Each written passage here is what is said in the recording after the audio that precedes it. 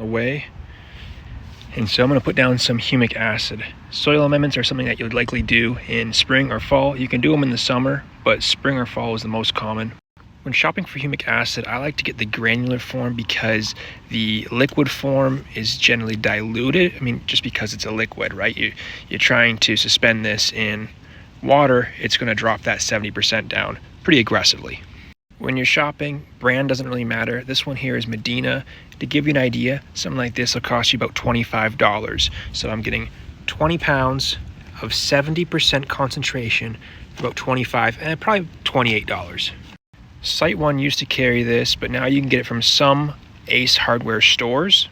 They probably won't stock it, but depending on, given they're independently owned and operated, your level of service you'll find at Ace will vary store to store, and so it depends on, how the management is at that store, at your local store, whether or not they will order this. But they can absolutely get Medina products, and so it's just a matter of going in there, showing them this, take a screenshot of that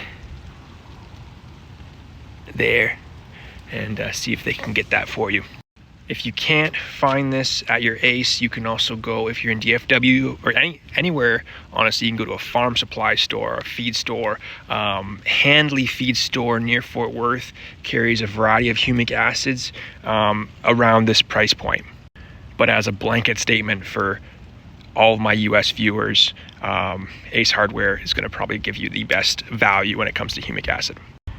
And of course, as I mentioned already, you really want to check that concentration. Some humic acid products have as little as like 10%. A lot of them are 30, but I've seen as low as 1% or even less on some products. That I'm not going to call them out. I don't want to get into that, because even though some products have humic acid, that's not the primary benefit of putting those down. It just ends up having, it has some humic acid, so folks think they're getting exposure and think they're getting enough humic acid because a product has it, but you're getting nothing compared to something like this.